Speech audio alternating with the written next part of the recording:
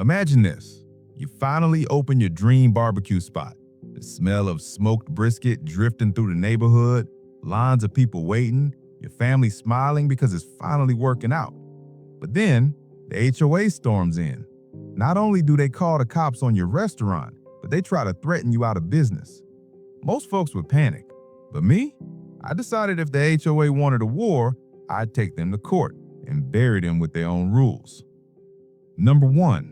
The dream barbecue joint. For years, people told me, man, your ribs are better than any restaurant in town. So after saving every dime from my years as a firefighter, I finally opened my own little barbecue spot, Walker's Smokehouse. It wasn't fancy, but it was home. My wife ran the register, my brother worked the pit with me, and my teenage son delivered orders around town. And people loved it. The first month, we sold out almost every day.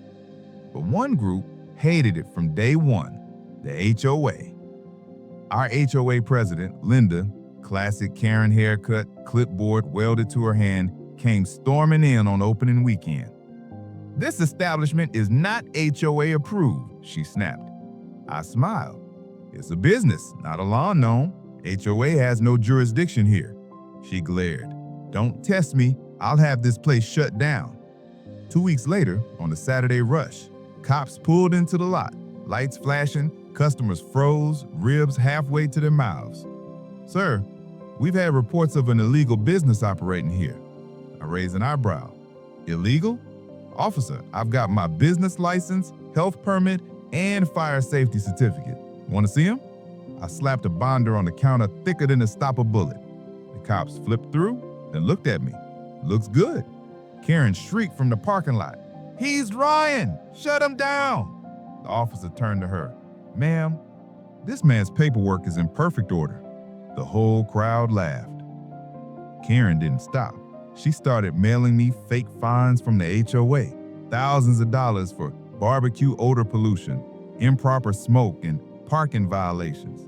I ignored them at first, but then she had the nerve to tape a letter to my door. "Cease operations immediately, or we will pursue legal action against you." That was her mistake. See, I'd spent decades as a firefighter. I knew the fire codes, health codes, and zoning laws like the back of my hand. And I also knew the HOA had no authority over commercial property.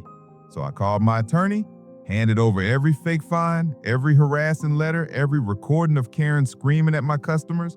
We filed a harassment and defamation lawsuit. Day of court, Karen walked in smug, clutching her clipboard like a holy relic. But when the judge asked for evidence, my lawyer stacked a mountain of HOA violation notices taller than the bench. "Your Honor, the HOA knowingly issued fraudulent fines to a legally operating business. That's harassment, plain and simple." Karen tried to speak, but the judge cut her off. "Ma'am, you had no legal standing to issue any of this. You've wasted the court's time." Judgment: HOA fined $50,000 plus my legal fees. Karen lost her presidency, half the board resigned in embarrassment, and me? I expanded Walker Smokehouse, added outdoor seating, neon signs, and a giant banner that read, "We survived the HOA." Customers loved it. Business doubled. Every time Karen drives by now, she has to see the parking lot full of people eating ribs, laughing at the woman who tried to shut me down. So tell me, if your HOA tried to shut down your dream business, what would you do? Would you fight them in court like I did? Or would you cook up some revenge of your own? Drop your thoughts in the comments. I'll feature the funniest answers in my next video. Thumbs up if you think BBQ better than HOA any day.